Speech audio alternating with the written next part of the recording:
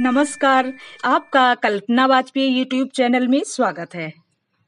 आज बात करते हैं दोस्तों सिंगोल के बारे में। जानिए कहाँ से आया सिंगोल, सिंगोल है क्या, सिंगोल के ऊपर नंदी ही क्यों विराजते हैं। सिंगोल कहाँ से आया? सिंगोल एक राजदंड है। इस सवाल के दो मायने हैं। एक तो ये कि सिंगोल आखिर है क्या और इसका इतिहास क्या है।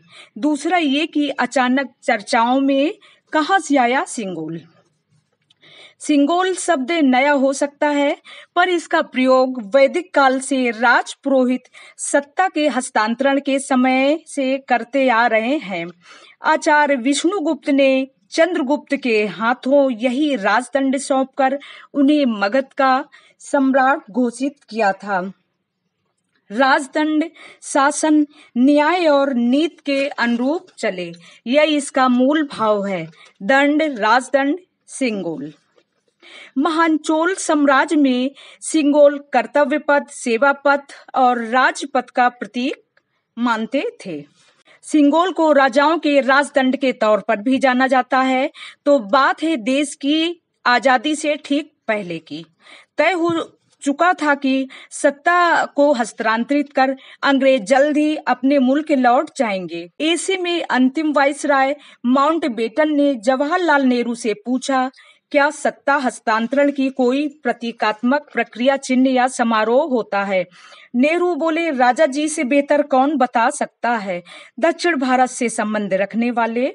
तब राजा जी यानी चक्रवर्ती प्रथम गवर्नर श्री चक्रवर्ती राजगोपालाचारी ने सुझाया कि चोल वंश की एक परंपरा है जिसमें सिंगोल को सत्ता हस्तांतरण का प्रतीक माना जाता है।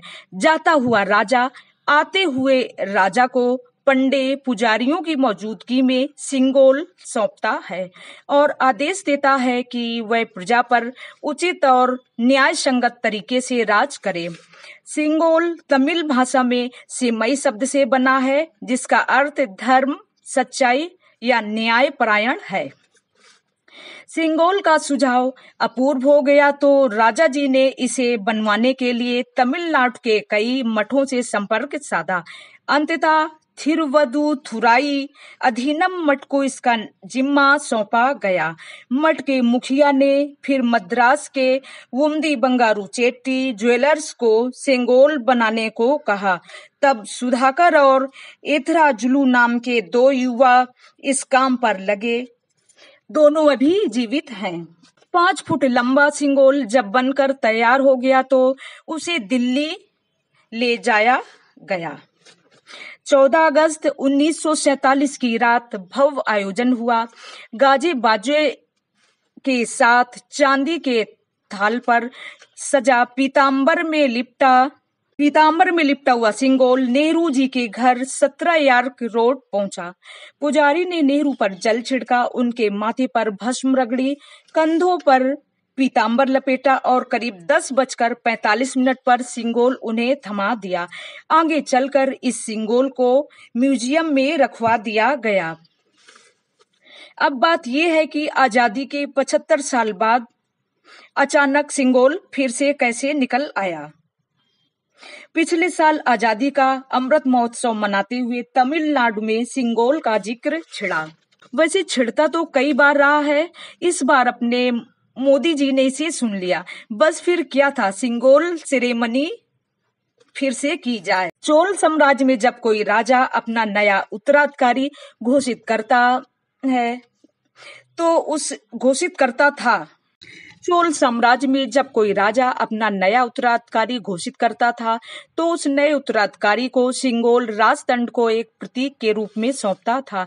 नवनिर्मित संसद भवन में सिंगोल को स्पीकर की सीट के बगल में स्थापित किया गया है। सिंगोल की स्थापना भारत की हजारों साल पुरानी परंपरा को पुनर्जीवित कर दिया गया है। हमारे प्रधानमंत्री श्री नरेंद्र मोदी जी ने संसद की नई इमारत में पवित्र सिंगोल की स्थापना कर इसकी गरिमा लौटाई है। सिंगोल के ऊपर भगवान शिव के वाहन नंदी को विराजमान किया गया है। भगवान शिव के वाहन नंदी निष्पक्ष, न्याय और सुशासन के प्रतीक हैं। सिंगोल एक दंडनुमा आकृति का राजदंड है। यह साम्राज्य की राजशक्ति का प्रतीक है। अपना कीमती समय देने के लिए आपका बहुत बहुत धन्यवाद। Thank you.